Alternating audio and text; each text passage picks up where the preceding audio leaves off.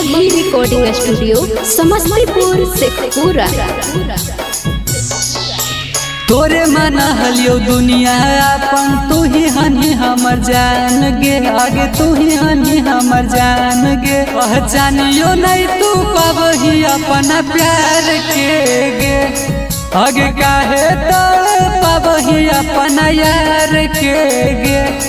आगे देखा हलियो सपना तोरे भोरे भीनु सार गे, आगे भोरे भीनु सार गे। पहचानियो नहीं तू पाबही अपना प्यार के गे, आगे काहे तोड़ पाबही अपना यार के गे।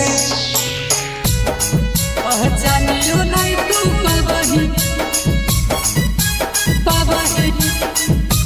अपना प्यार के गे,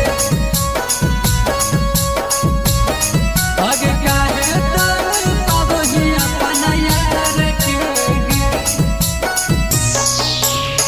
काहे तू कहीं ऐसन दिल तोड़ल हाउ तोर फैसन, पटना जिला में प्यार करतौ नहीं कौनो हमारा जैसन।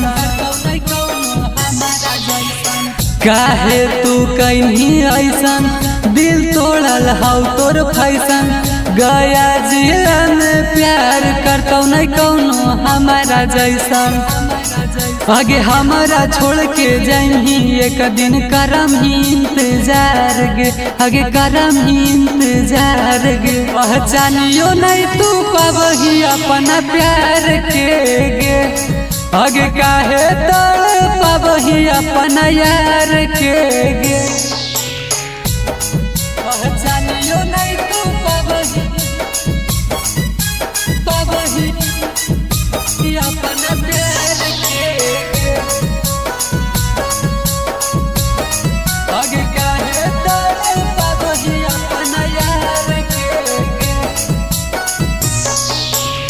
खुद से गे ज्यादा छौड़ी तोरा हम चाहलियो, रात भर जाग के तोरा याद में रोबहलियो।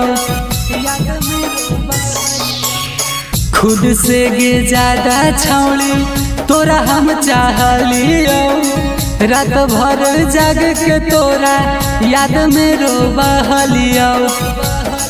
आगे अनमोल सैना सुधीर तोर प्यार में गेलौ हार गे, आगे प्यार में गेलौ हार गे। पहचानियो नहीं तू पाबही अपना प्यार के गे, आगे काहे तोड़ पाबही अपना यार के गे।